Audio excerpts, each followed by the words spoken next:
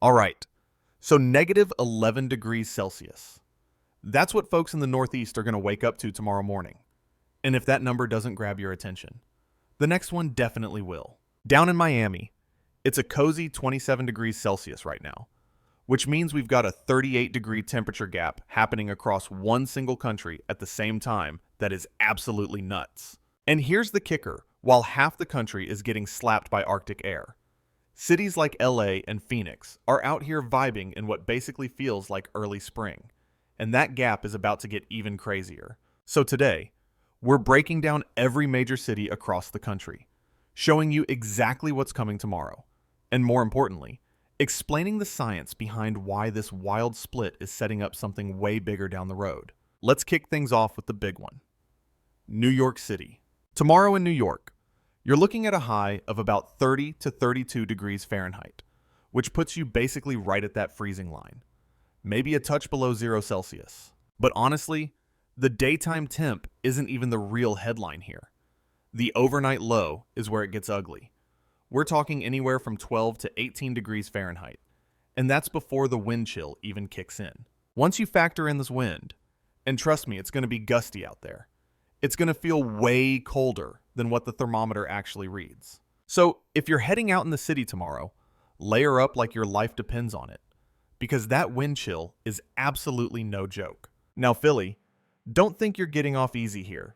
You're in the exact same boat as New York on this one. Philadelphia is looking at highs around 30 to 32 degrees Fahrenheit as well, with overnight lows dropping down into the single digits and low teens just bone-chilling cold. That cold air mass that's been camped out over the Northeast isn't budging anytime soon, and both Philly and New York are going to feel every last bit of it tomorrow. And for those of you in the Pittsburgh area, you might actually have it worse than both of them. That second Arctic blast is pushing temperatures to nearly 40 degrees below normal in parts of Pennsylvania. And yeah, that's still very much on the table. Now, real quick, shout out to everyone watching from Boston. You're staring down highs in the upper 20s tomorrow, with wind chills that could dip into the single digits. So basically, New York's forecast, but dialed up a notch. And you're not escaping this either. Expect highs around 33 to 36 degrees Fahrenheit, which is right on that annoying edge where it can't decide if it wants to be rain or sleet or just plain miserable. All right, now let's slide over to the Midwest. Because Chicago, oh man, Chicago is getting absolutely wrecked by this cold right now. Tomorrow in the Windy City, highs are only going to hit about 16 to 23 degrees Fahrenheit, which works out to roughly negative 5 to negative 3 Celsius, just brutal. And overnight, we're dropping to anywhere between 7 and 16 degrees Fahrenheit. And in some spots, it could go even lower than that. So we're talking legit dangerous cold here. On top of all that, there's a solid chance of light snow and some pretty gnarly winds rolling through, which means visibility could be a real problem for the morning commute. If you're driving in the Chicago metro area tomorrow morning, please take it slow. Those snow squalls can literally reduce visibility to almost nothing in a matter of minutes, and it happens way faster than you'd think. This is textbook Alberta. Clipper behavior, those systems that slide down out of Canada aren't massive storms, but they pack enough punch to make your whole day pretty miserable if you're not ready for it. Detroit. You're in a similar spot.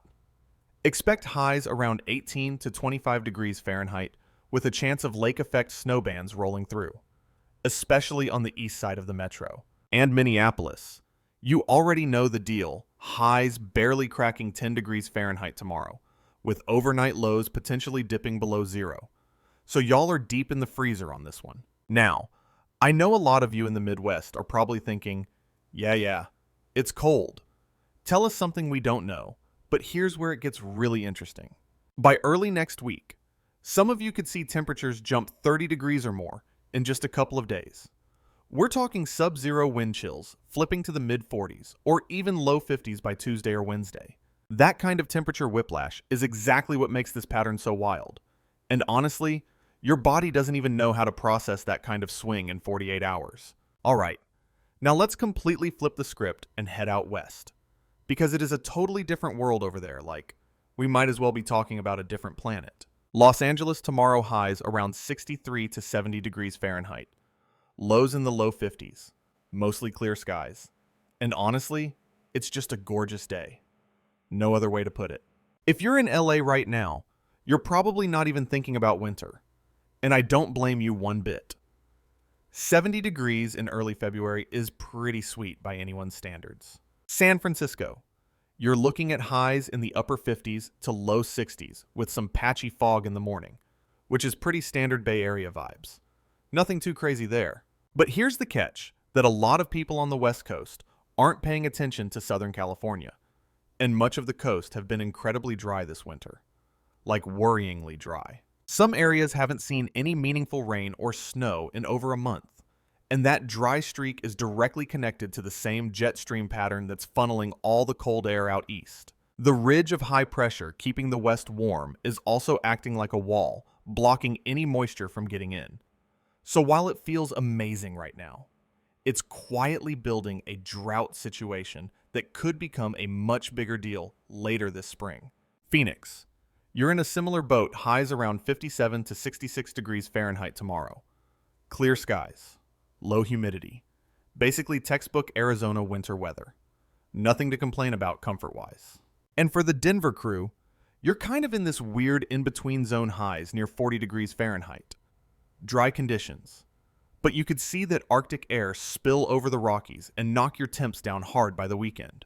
Seattle, meanwhile, is sitting at highs around 45 to 50 degrees with some light rain in the forecast, which honestly is just Seattle being. Seattle, no surprises there. All right, now let's head down south, because Texas is kind of stuck in the middle of all this chaos, and the forecast down there is actually more complicated than you'd expect.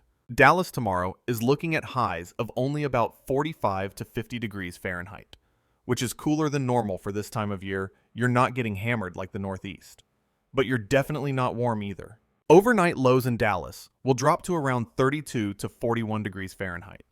So right around that freezing line, not dangerous, but not exactly comfortable if you're out and about. Houston is sitting a bit warmer at 56 to 66 degrees for the high, with lows in the mid-40s. And there's a chance of some light rain or a passing shower tomorrow night, so keep an umbrella handy. And speaking of Houston, remember that tornado that hit just north of the city in Liberty County recently that was directly tied to the same low-pressure system that kicked off this whole crazy pattern? So the South is definitely not sitting this one out. Atlanta, you're looking at highs in the mid-40s to low 50s with mostly cloudy skies. Not terrible, but grab a jacket because that wind is going to make it feel colder than the number suggests. And Nashville, you're in a tricky spot, highs around 38 to 44 degrees, with a chance of some light wintry mix overnight. So keep your eyes on the roads if you're an early commuter. Now, for the spot that basically every single person up north is jealous of right now. Miami, the land of zero winter worries. Miami tomorrow, highs of 77 to 80 degrees Fahrenheit. Lows around 64 to 68, partly cloudy, with a little breeze off the ocean. Classic South Florida winter vibes. Absolutely perfect.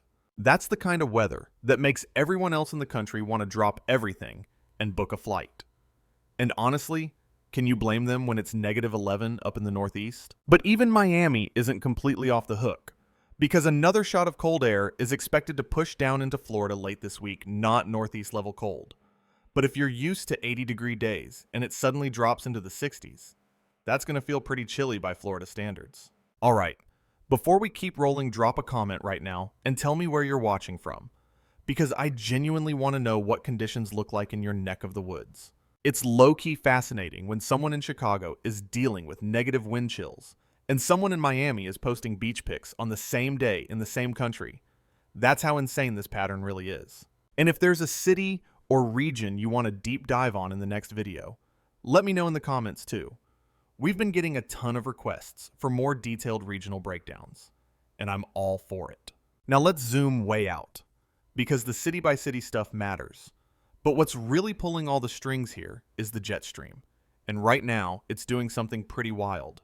The jet stream has buckled into what meteorologists call a high amplitude pattern, and in plain English, that just means it's making these massive waves instead of flowing in a nice straight line across the country.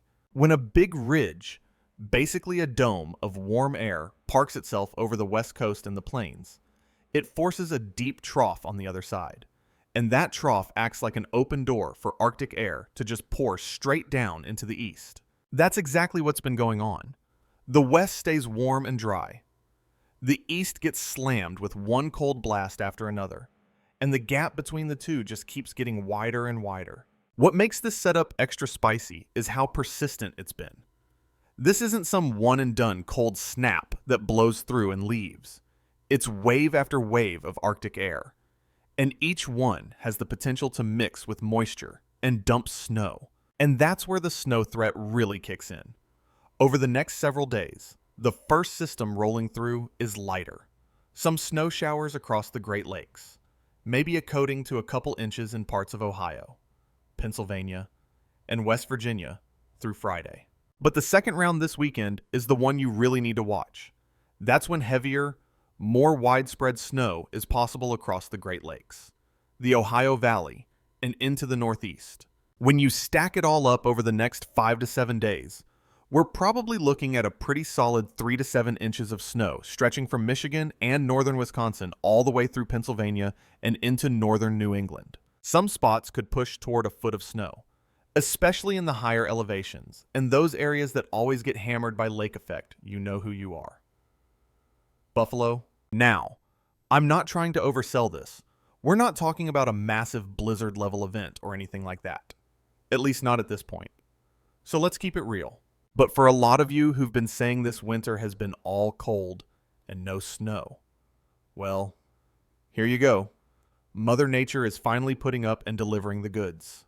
And here's the part that's really going to catch people off guard by the middle of next week. That warm air from the west is going to surge all the way into the Midwest and Great Plains. And some areas could spike 30 degrees above average. We're literally talking about going from record-breaking cold to potentially record-breaking warmth in the span of about a week. That kind of swing is rare even by February's already chaotic standards. But don't let that warm-up fool you into thinking winter's wrapping up historically. When we see these big February warm-ups, they're almost always followed by another nasty cold snap, and sometimes even bigger storms later in the month. So the second half of February could get really, really interesting. And that's something we're going to be tracking super closely from here on out. Now, quick note for the Super Bowl crowd, the game is this Sunday. And there's actually a chance of some light to moderate snow across parts of the Ohio Valley and the Northeast right around kickoff. It's still a bit uncertain, and it might not amount to much. But imagine watching the Super Bowl while the snow is literally coming down outside your window. That's a whole vibe right there. All right, let's do a rapid-fire recap of what you need to know for tomorrow across the country. Nice and clean. The Northeast and Mid-Atlantic. Bitter cold. Highs near or below freezing. Dangerous wind chills overnight. Bundle up and try to limit your time outside if you can. The Midwest. Brutally cold with snow chances, especially around the Great Lakes. Watch out for reduced visibility and icy roads on the morning drive. The South, a total mixed bag. Dallas is chilly. Houston is mild with some rain possible. Atlanta and Nashville are in that awkward cold but not frozen zone. And Miami is out here living its absolute best life in the upper 70s. The West, warm and dry across the board. LA and Phoenix are cruising through winter like it doesn't even exist. But that dryness is quietly building into something we need to keep an eye on. And looking ahead, this weekend's Arctic Blast is the main event. It's bringing the coldest air of the week and the best chance for widespread snow across the entire eastern half of the country. So make sure you're checking back for the next update, because with a pattern this active, things can flip on a dime, and you don't want to be the one caught off guard. One more time, drop your city in the comments. Tell me if you're Team Snow or Team Sunshine, and let me know which region you want covered next. Because these regional deep dives have been getting crazy engagement, and I want to keep them coming. If you haven't already, smash that subscribe button and turn on notifications so you don't miss the next one. Because the way this pattern is shaping up, the second half of February could bring some seriously major surprises. Stay warm out there, stay safe on the roads, and we'll catch you in the next one. Peace.